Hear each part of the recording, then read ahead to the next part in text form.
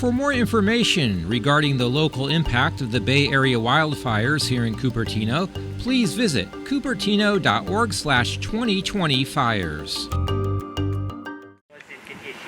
Hi, my name is Mark Brunton. I'm the Operations Section Chief for CAL Fire Incident Management Team 3, and we're talking about today, Thursday's fire on the CZU Lightning Complex. Starting up on the top in the North Zone, Division Golf and Kilo are holding very well. Had a chance to take a reconnaissance flight this afternoon. First time I've had a chance to fly. We had good weather to be able to do so. And so got a good look overall from the aerial view of what the fire is doing.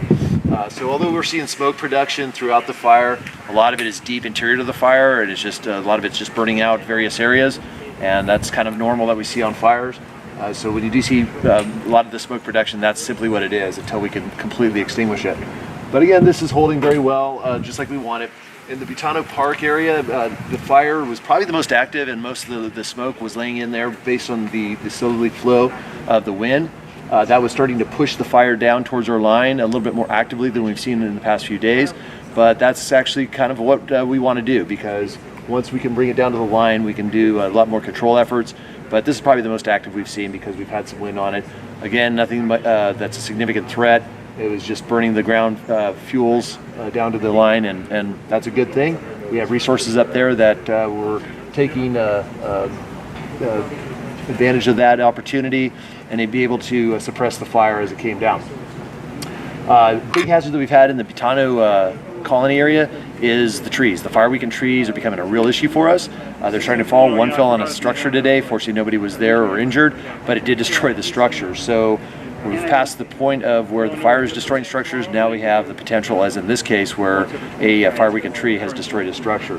That's a cause of concern, so we are now developing strategies and assessing what we need to do to try to render that area safe through using specialty resources to cut and get rid of those hazard trees. That's going to be an ongoing process. Obviously, a lot of trees in this area, and this is going to be a threat moving forward, not only for the public, but also our firefighters. And again, as we get into the repopulation process, that's one of the check boxes, is part of the returning folks back and making it safe, is making sure that we don't have those hazard trees in the area. Moving down the coast, doing very well. I did notice that a lot of the fire destruction to the vegetation along the coast was significant. And probably some of the biggest destruction, which was unique, that we usually don't see along a coastline. So again, some different fuel types, not quite as heavy as we've seen in the interior or the eastern part, but nevertheless significant destruction of a lot of that vegetation. Getting down into Davenport, again, that's looking really good. Good control lines around it. Fire is still hung up there. A couple of these drainages are holding the fire, and we are developing strategies. Now that we have more resources coming in, especially the hand crews, which we need to work on some of these drainages, they're going to start developing a good plan, getting in there and putting those resources to work so we can knock that out, especially with our wind that we're going to be seeing coming here in the coming days, and the hot and drier temperatures. So a little bit of a concern still. We're confident with our control lines. It's just areas that we're just going to have to start paying attention to as we start bringing a lot of this down to something that's very manageable for us. Lines along the south are holding very well. That looked really good. So the UC campus and Community of Santa Cruz looking really good. Moving up the I-9 or the Highway 9 corridor. Our burn operation that we did around Felton yesterday is continuing to burn. Some large pockets that they're still between our fire line and the main fire. That's going to take a couple days for that to burn out. A good controlled slow burn, which is what we want, and nothing that is very dramatic or that's going to help destroy more vegetation than need be, or the trees. So that's going very well, and once that really burns, then that's going to put a nice good surrounding pocket around the community of Felton. And we're very happy and pleased with that operation. So a lot of good hard work by the folks, firefighters that did that yesterday. Long hours. They were up all through the night doing that burn operation into the morning, and they were able to finish that up early this morning. So very happy with that. Moving up towards Ben Lomond, Brookdale, Boulder Creek. Those communities are looking really good. Fire's still well up on the ridge. We're continuing to put the line around those. It's painstaking effort, long effort, but we're making a lot of progress. Very happy with that.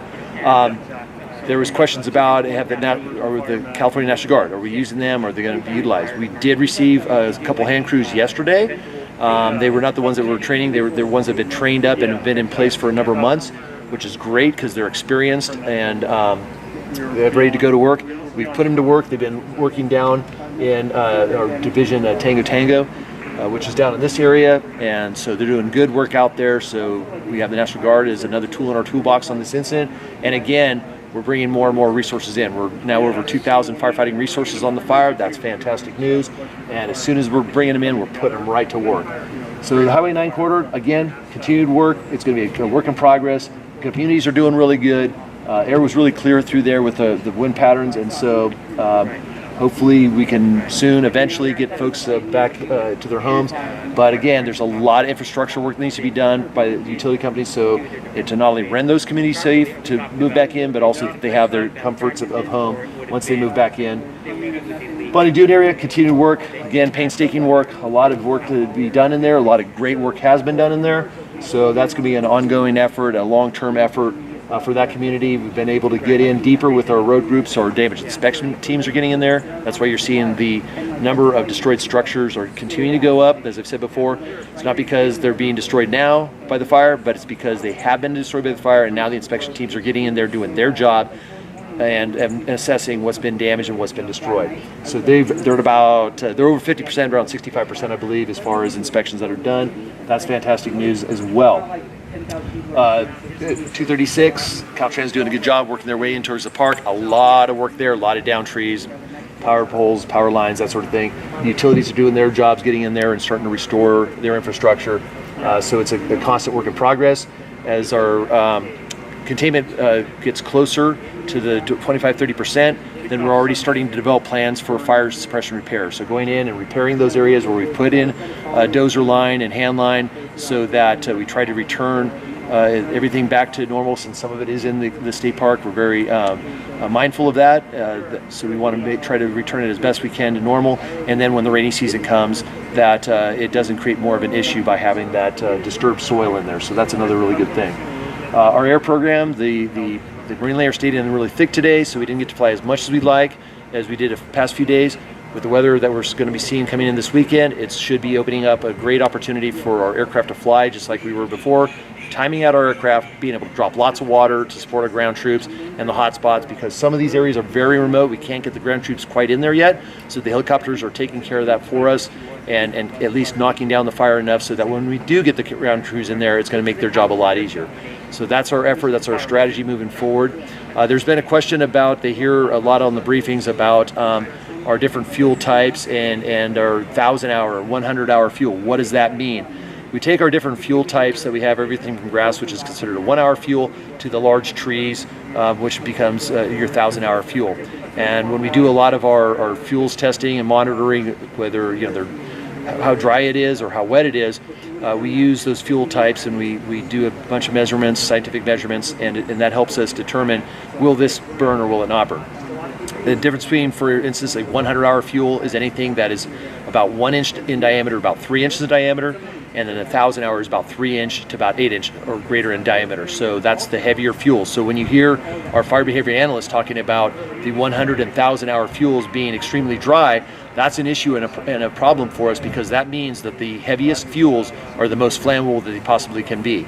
Our 1-hour fuels, for instance, the grassy type fuels and the forest stuff, those are ones that they call it 1 hour because within an hour's time their fuel moistures can change based on the relative humidity in the environment and so forth. So it has a rapid turnaround. Your 100,000-hour fuels, slower turnaround as far as moisture that they draw and that they lose. So now we're at a very dry part. We're about a month or 2 months ahead of where those 1,000 and 100-hour fuels should be in their moisture and dry content. So that's concerning for us, because that means things are primed to burn if we have fire introduced into that environment. So again, we typically see in the September-October time period, that's when things tend to be the most driest at that 100,000-hour fuel. We're in August, we're seeing that dryness, and that's going to be a cause of concern. And so moving forward, for people that are recreating or being out in the wildlands, doing whatever it is they do, that they need to still be very mindful and very, very cautious of fire, because everything is very primed to burn at this point in time. So that's our message to you, is please be careful moving forward. Overall, we're looking really good with the incident. We're expecting to have continued progress, and it is going to take a while. Our repopulations are moving forward. Scotts Valley is repopulated today. In the coming days, there'll be more repopulation. Some of the areas are a little harder hit. It's going to take a little longer, but we're doing everything we can to work with our law enforcement partners to do an effective and efficient repopulation, get people back home, and put this away and move on with our lives. Thank you. For more information regarding the local impact of the Bay Area wildfires here in Cupertino, please visit cupertino.org/2020fires.